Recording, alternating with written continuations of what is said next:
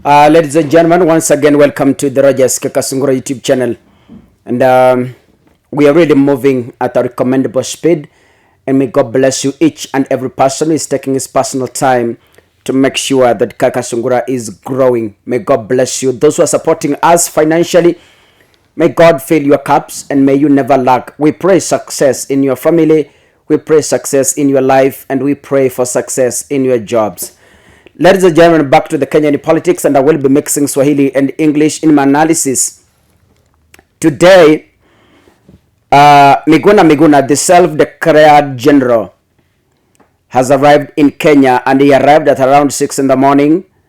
And as we speak, he is preparing on his way to the Mashujaa Day celebrations, and then thereafter he will be heading to State House for a luncheon. Now, there are things I want to point out, Kakasungura, from Miguna's arrival. All of us understand that Miguna was deported. Why? Because he was involved in swearing in Raila Odinga as the people's president. And we understand that Miguna comes from Luo Nyanza. I'm not tribal by saying this, but then I am speaking because it will help me so that you can understand my analysis. Miguna is a Luo. He has a character of a defiant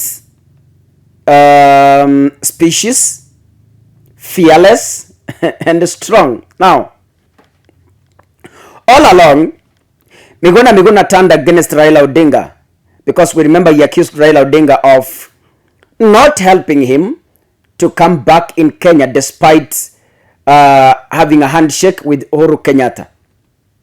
There's one thing I want you to understand.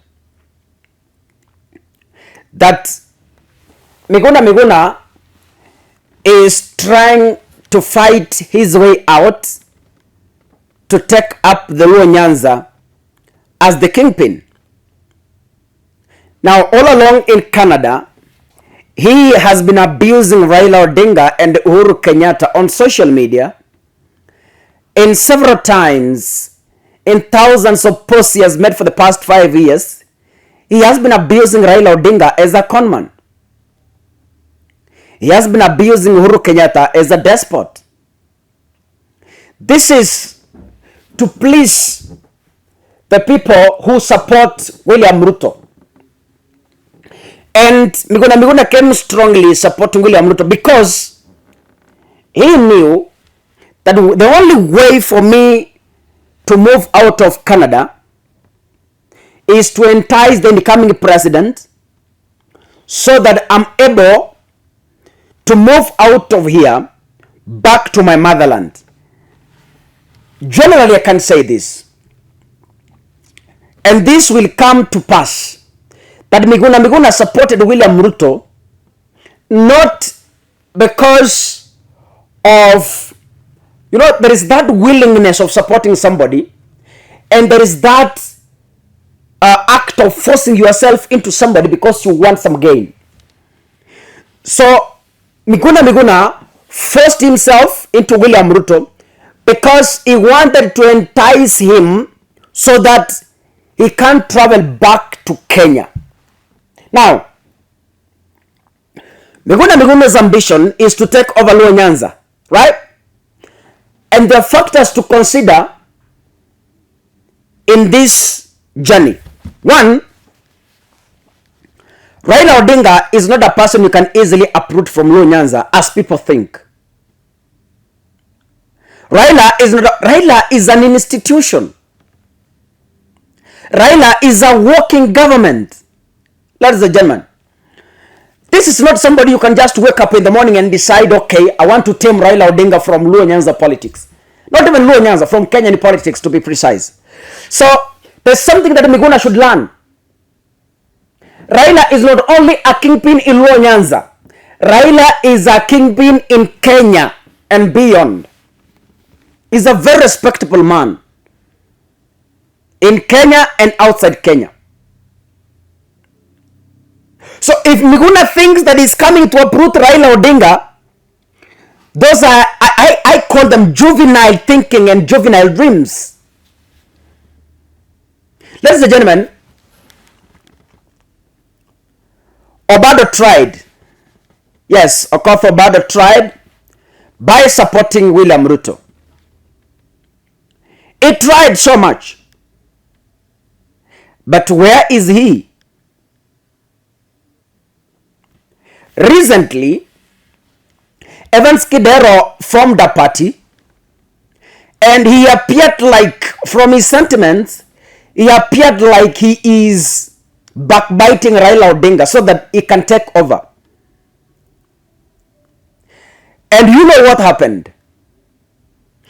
Kidero was forced to come back and apologize.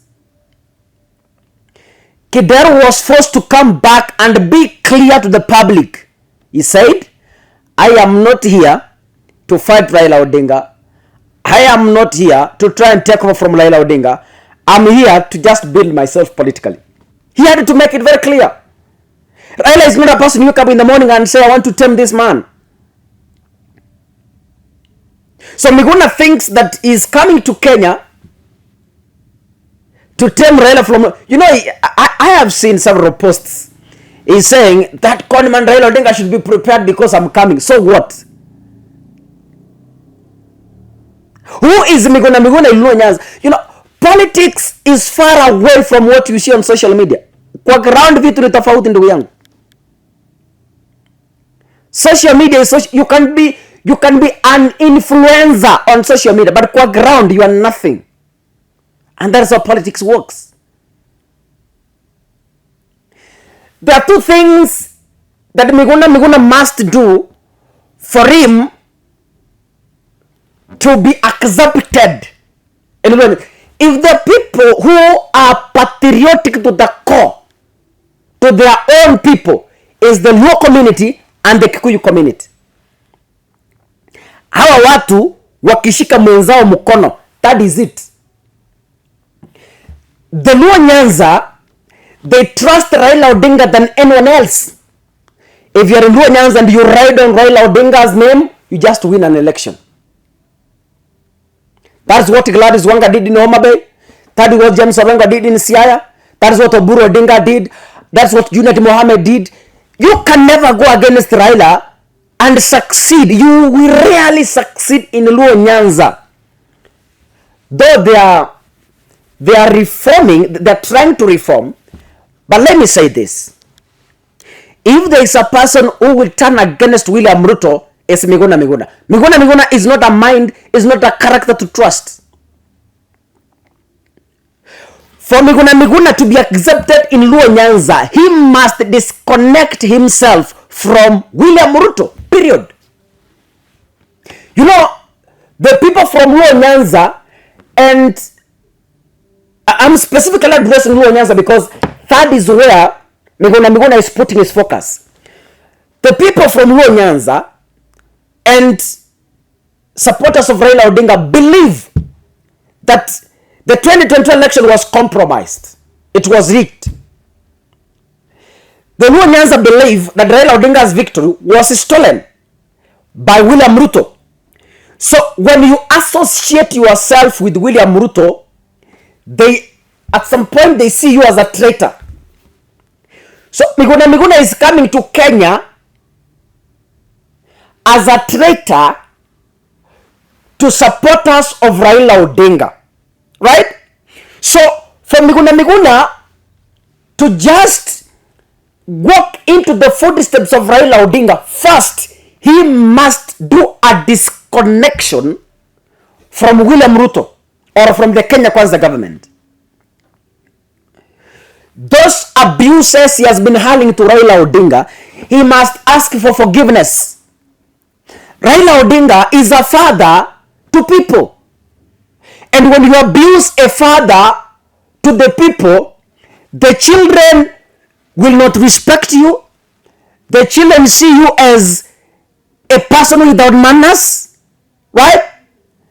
When you abuse their father, they disown you. So in short, the Luo, majority of the Luo community will disown Miguna. Why? Miguna has long been abusing their father, Raila Odinga.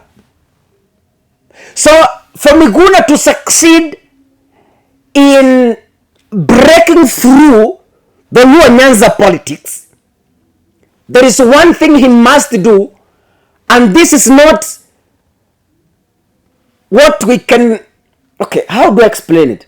Iso tafadhali is something he must do, disconnect himself from Kenya Kwanza completely. He can decide to be neutral, and when he has come to Kenya, the only thing he can do, you know, the Kenya Kwanza government wants to use Miguna Miguna, and by the time this government is done with Miguna Miguna, he will be a rejected fella in these streets of Kenya. Wanataka kumtumia. Kenya Kwanza wants to use Miguna Miguna to fight Raila Odinga. That's for a fact.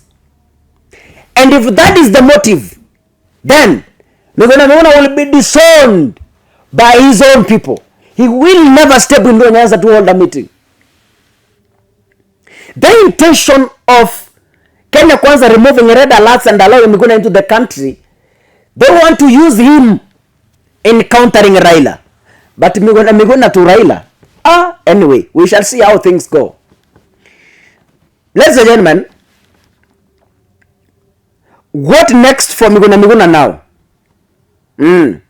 He has come. The red alerts have been removed. He has jetted. He is now in Kenya. What next for him? This is my observation. That one, Kenya Kwanza should prepare themselves for betrayal. Kenya Kwanza must prepare itself for betrayal from Miguna Miguna. Number two, I'm not giving a summary of my analysis. Number two, for Miguna Miguna to succeed in Luo Nyanza politics, he must go underground from the Kenya Kwanza affairs. Point number three, if Miguna Miguna is thinking that he's coming to uproot Raila Odinga, I want to tell him, I'm sorry for you, sir. It's impossible. Mission aborted. That is it, and you cannot change it. Period. People said Raila Odinga is dead. But you see what he's doing? He's holding a bunge la wananchi. Raila is eating into the people. And there's no way you can disconnect that. Period. Forget about it. But we shall see how things will go.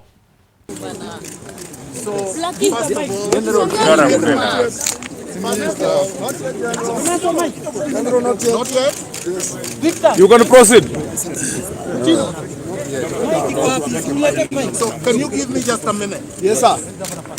First of all, I am very, very, very grateful for the warm welcome you have given me. And I'm extremely happy to be back home. I extend my gratitude to all Kenyans who have stood with me, who have stood with the Bill of Rights in the Constitution, who have stood with the cause of justice, who have stood with the dictates of democracy, who have stood with the principles of the rule of law.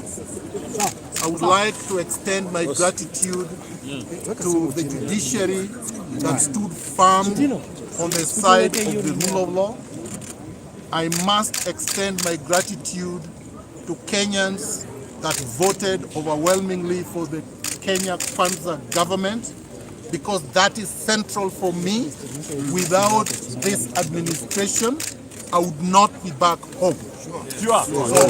I am thanking His Excellency the President, the Deputy President and his administration, and everybody else who has worked tirelessly to make sure that my rights are protected and the rights of every other Kenyan. What has happened to me should never have happened to anyone else. A Kenyan-born citizen cannot be discarded, removed forcefully from the country, and banished in a foreign land. All right? There are more that I will say in the coming days and hopefully in the coming weeks and months. But for now, I just want to say how grateful I am. The media fraternity, you are here in large numbers. I thank you for being here. I don't take it for granted. And let's hope that we engage in the coming days. Question. Thank you very much. My name is John Chaka from K24. What do you expect? Are you going to take to seek legal redress on this matter? The legal redress was already sought. And I already have a lot of court orders. And of course, justice, without justice, you cannot have peace and reconciliation. So we must have at the cornerstone of everything justice.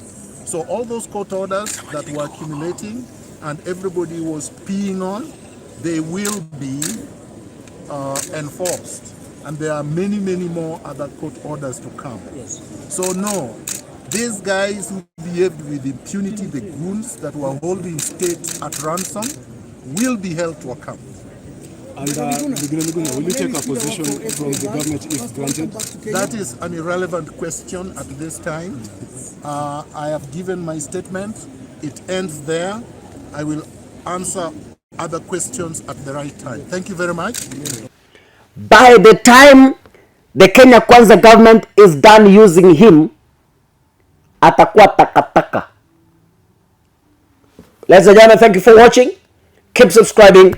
And I wish you a happy Mashujaa Day. Asanteni sana. Thank you so much.